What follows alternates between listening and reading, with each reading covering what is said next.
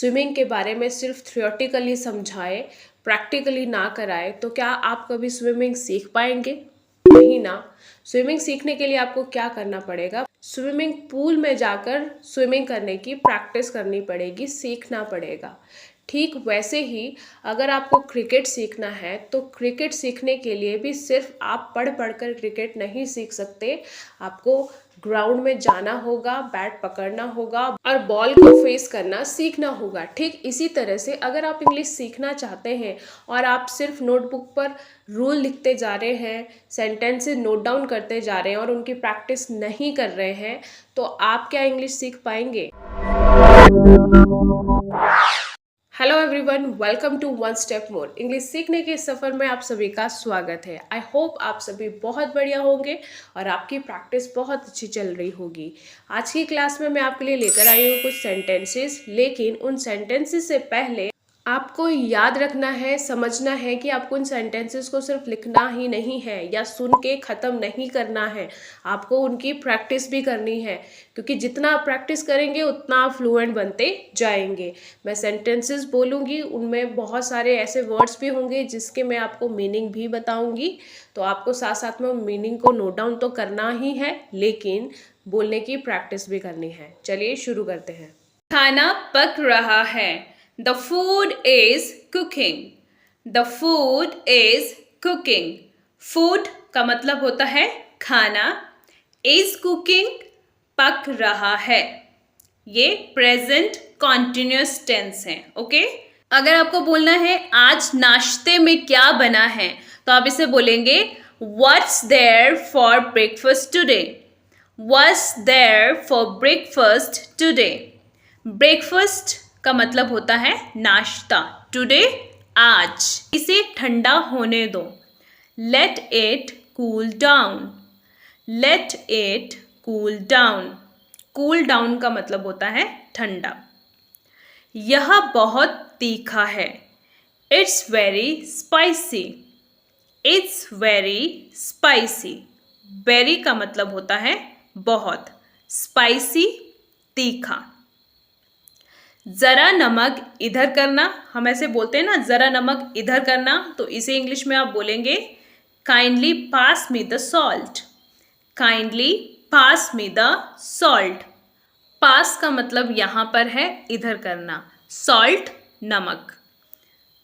Kindly, kindly का मतलब यहाँ पर है ज़रा, ज़रा नमक इधर करना, kindly pass me the salt.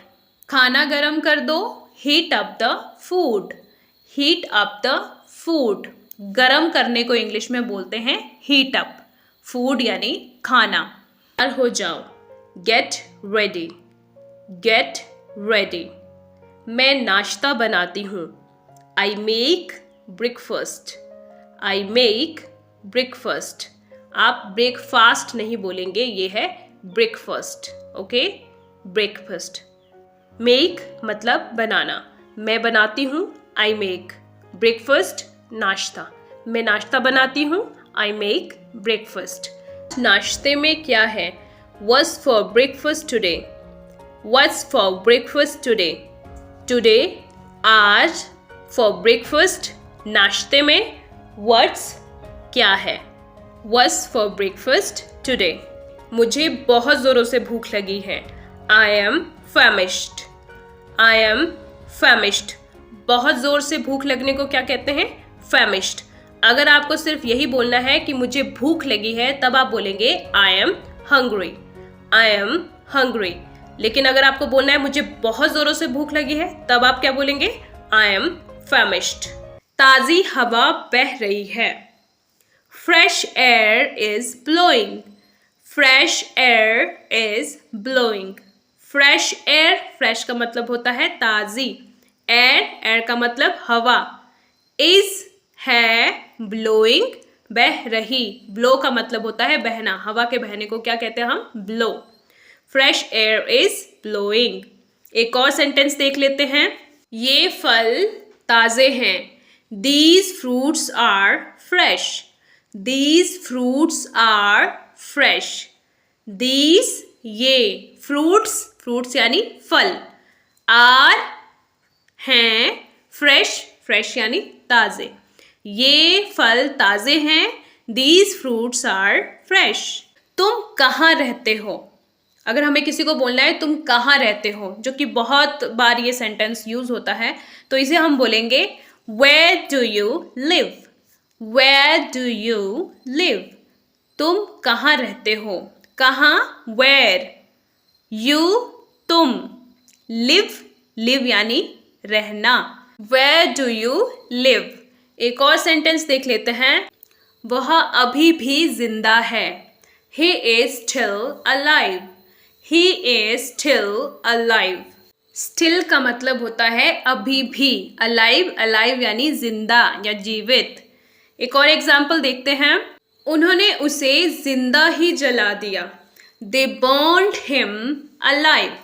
They burned him alive. Burn का मतलब है जला दिया। Burn का मतलब होता है जलाना। Burned यानी जला दिया। Him alive यानी जिंदा। सड़क खाली है। The road is empty. The road is empty. Road यानी सड़क। Empty खाली। The road is empty. मुझे कुछ खाली गिलास चाहिए। I want a few empty glasses. I want a few empty glasses. Want का मतलब है चाहिए। A few कुछ। Empty glasses खाली गिलास। देखो कौन आया है, तो इसे इंग्लिश में बोलेंगे Look who has come. Look who has come. Look का मतलब है देखो, who का मतलब कौन, has come आया है। देखो कौन आया है। Look who has come. हम जानते हैं ये तुम्हारे बचपन का दोस्त है। We know he is your childhood friend. We know he is your childhood friend. We का मतलब होता है हम, know का मतलब जानते हैं। We know हम जानते हैं। He is your childhood friend. आराम से बैठो या आप आराम से बैठिए, इसे आप इंग्लिश में बोलेंगे You sit comfortably. You sit comfortably. Comfortably मतलब आराम से। Sit का मतलब होता है बैठो। आप आराम से बैठो।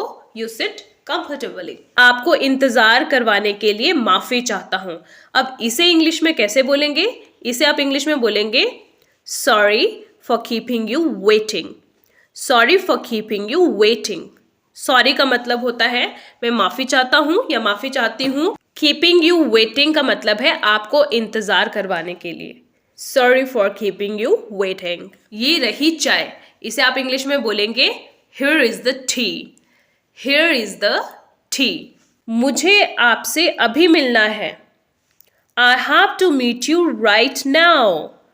I have to meet you right now. Right now का मतलब होता है अभी, अभी मिलना है। Meet का मतलब मिलना। Right now अभी। I have to meet you right now. मुझे घर पहुंचने में 1 घंटा लगेगा। I will take an hour to get home. I will take an hour to get home. 1 घंटा, an hour.